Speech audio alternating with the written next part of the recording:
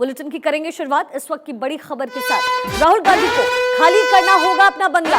बंगला खाली करने का आदेश राहुल गांधी को जारी कर दिया गया है।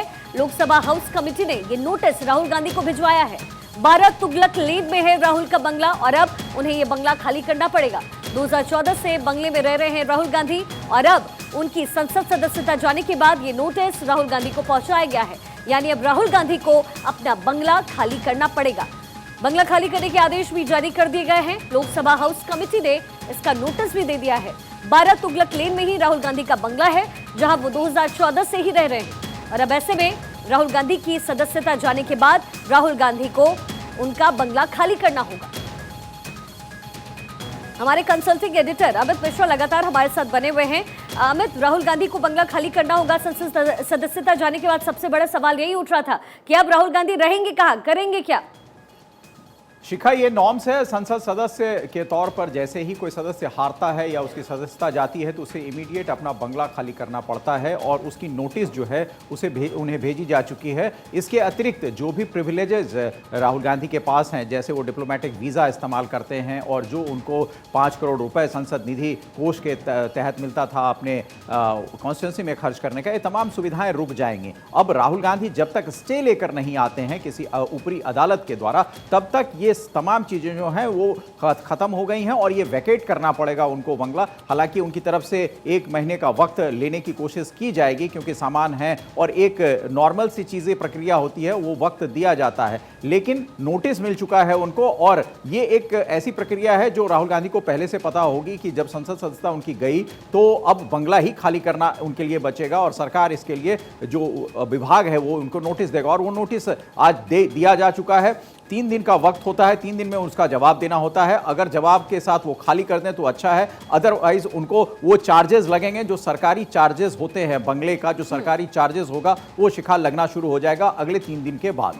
लेकिन अब सबसे बड़ा सवाल यही उठ रहा है राहुल गांधी के इस पूरे प्रकरण में कि राहुल गांधी को बहुत सारी चीजें, या फिर कांग्रेस पार्टी को पता है, जब उन्हें सजा सुनाई गई 2 साल की, तभी बार बार यही कहा जा रहा था कि अगर स्टे का ऑर्डर वो लेने की जद्दोजहद करते तो शायद इतनी जल्दी उनकी संसद की सदस्यता भी नहीं जाती और वही बात फिर बंगले पर भी लागू होता है।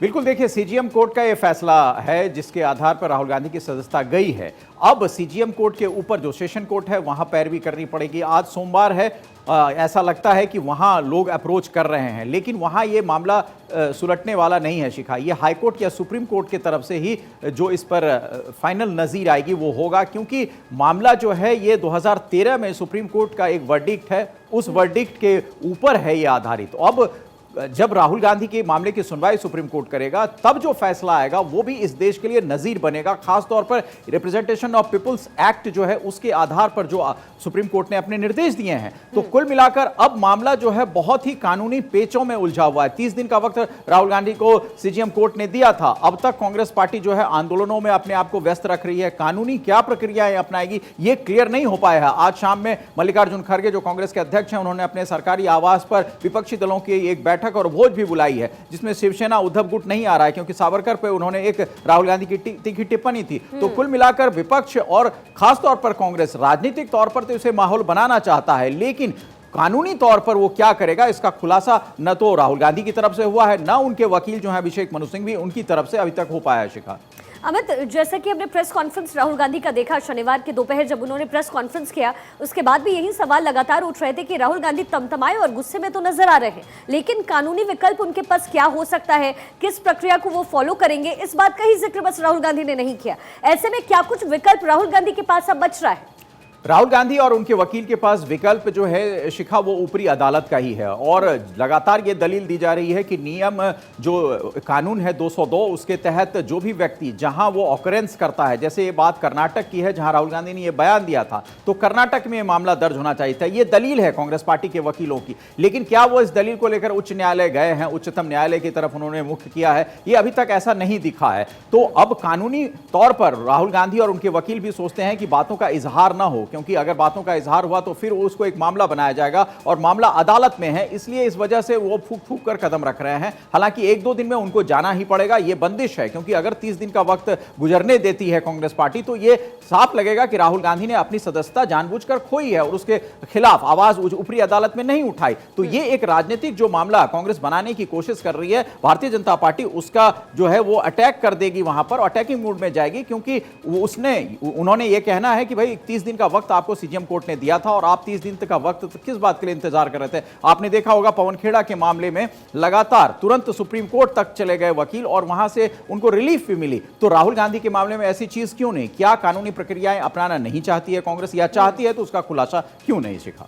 लेकिन अमित, मैं आपसे ये भी समझना चाहूंगी कि जैसे सजा के मामले में या फिर संसद की सदस्यता के मामले में राहुल गांधी को वक्त दिया गया है, क्या राहुल गांधी की तरफ से अपील किया जा सकता है इस बंगले के मामले में? कम से कम बिल्कुल किया जा सकता है, अपील किया जा सकता है और अपील का हक है, क्योंकि अगर यही मामला कांग्रेस के की एक लीडर हैं कुमारी शैलजा, उनके बंगले को लेकर हुआ था और वो हाईकोर्ट गए। शरद यादव जो अब स्वर्गीय हो गए, जनता दल यू के नेता थे, उनके भी बंगले को लेकर हुआ था शिखा, और कोर्ट ने स्टे दिया था। कोर्ट का में जब तक ये मामला चलेगा तब तक सरकारी आवास राहुल गांधी या जो भी लोग कोर्ट जाते हैं उनसे खाली नहीं कराया जा सकता। ऐसा पहले भी हुआ है, लेकिन क्या राहुल गांधी इस चीज को लेकर जाएंगे? और जो उनकी सदस्यता पर जो सवाल उठे, जिसके कारण उनको सदन से बाहर जाना पड़ा, उसको लेकर कब जाएंगे? क्योंकि मुख्य मुद्दा तो उनकी सदस्यता को लेकर है। तो सदस्यता को लेकर अगर वो कोर्ट जाएंगे तो बाकी मामले जो हैं उनके साथ अटैच हो जाएंगे शिखा। चलिए ठीक है अमित, बहुत बहुत शुक्रिया, लेकिन आप लगातार मेरे साथ बने रहिए स्टूडियो में।